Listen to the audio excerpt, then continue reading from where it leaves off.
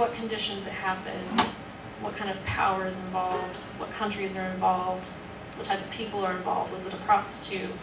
Was it someone's wife? Was it, etc. This tends to change a lot.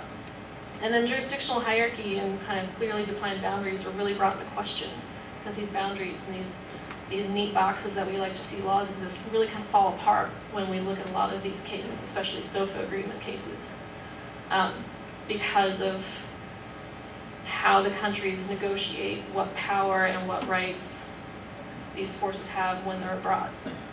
So, kind of in conclusion, what I'm wanting to really bring to this is that we really need to acknowledge the complex nature of the spaces of law. They're not neat, they're not easily understood.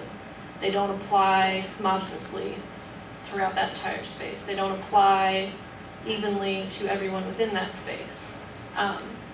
And further research, especially in legal geography, is needed in kind of the legal geography of spaces beyond the industrialized West and areas of common law systems. No one's really looked at this. No one's really looked at how we compare legal systems geographically, how these different legal spaces compare to each other, how complex these legal spaces can get, what a legal map of rape even looks like. I don't even know if you can make a map of rape law because of how complex all of these things are, because you have international laws as existing in times of war under humanitarian law. Human rights laws apply, international human rights law applies in certain cases over certain spaces. Who is a signatory to certain treaties shapes how laws are applied across between two conflicting parties. And domestic laws vary widely, and they're changing constantly, especially in the common law system with precedence cases.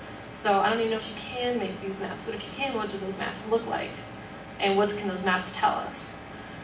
And then finally, we need more systematic investigations of the variable nature of kind of the manifestation of the interaction between laws and spaces and power.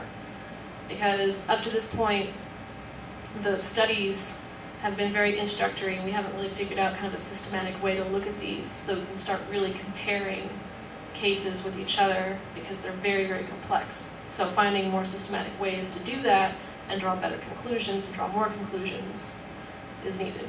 So, thank you for listening.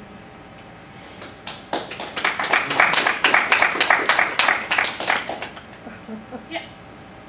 Where do the laws stand as far as diplomatic immunity goes, both with foreign ambassadors and representatives here and our representatives overseas?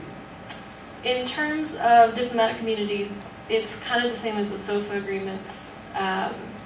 We have no, if a diplomat from another country rapes a U.S. citizen, they're completely immune. Their host country can maybe try them. The United States can maybe broker a deal to try them, but generally they're completely immune from any prosecution in the United States, and the same with U.S. ambassadors abroad. They're not really subject to the same laws. Yeah. Are there laws against prostitution? Yes. What is the boundary between rape and prostitution? It's a good question. Depends on where you are. In Australia, prostitution is legal. In the Netherlands, prostitution is legal. But they're also unionized. So you actually sign like contracts, basically, so that the prostitute is giving you consent. So that signing that contract is kind of consent. In terms of prostitution is illegal here, but proving prostitution is very difficult. And if a woman is known to be a prostitute to local authorities and she claims rape, a lot of times it tends to be ignored because they're like, well, you're a sex worker. And even though she's performing, and that's why a lot of them don't come forward, because if they come forward, a lot of times they might be arrested because they're like, well, are you sure you weren't, are you just crying rape because you don't want to be arrested for prostitution? So that's why, who can give consent is often complicated, because if a prostitute is brought in for, legally prostituting herself, if she says she was raped, just to avoid prosecution, it tends not to go forward.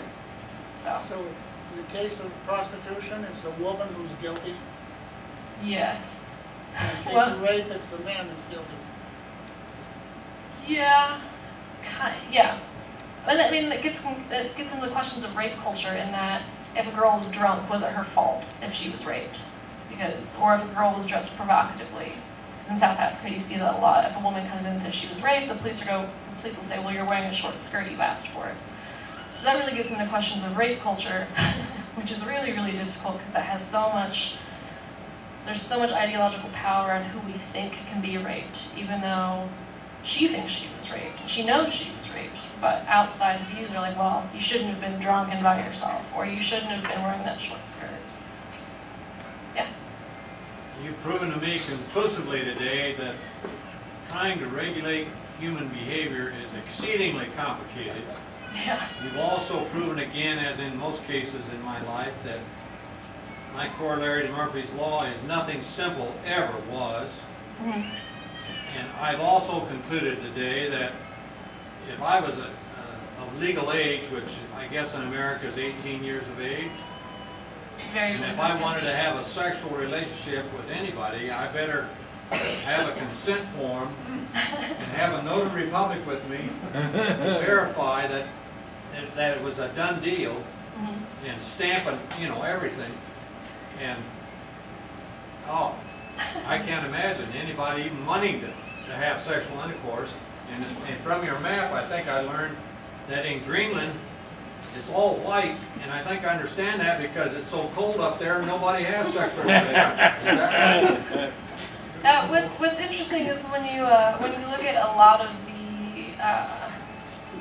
the recent literature on, especially feminist literature on rape, that's one of the calls for is that a woman, instead of consent just not saying no, consent must actively be yes. Like, a woman must actively say, yes, we can engage in this. And anything that's not a woman actively saying, yes, I do want to engage in this is rape. And that's it's kind of an extreme case, an extreme argument. But one of the arguments a lot of the recent literature makes is that consent's not just saying no, or a lack of consent, it's not agreeing to the activity. Is it still true that most cases of rape do not go to court? Yes, overwhelmingly so. Yeah. In Brown University, try to codify that whole thing about consent and non-consent? A lot of universities, because of increasing rape problems, especially recently, have tried to kind of mandate more stringent rules on sexual engagement, but like you said, it's really hard to regulate human behavior, especially in a college setting. Universities try, I think, more so to save face and to not be legally held accountable.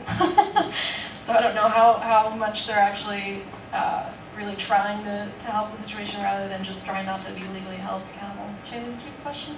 Oh, I was just going to go back to this point about prostitution, and Nicole is aware of this. We've actually got a project here on campus about human trafficking. And one of the problems anytime we talk about prostitution is that we assume it's a woman's choice, but it's not always a woman's choice to be into prostitution. So, and that just sort of opened up a whole other door of, complications. I'm just trying to make a messy topic even messier. Yeah. That's probably why I've been here for 11 years. So, but, is there any other questions? Thank you again for coming. I know this is not a fun topic to talk about. But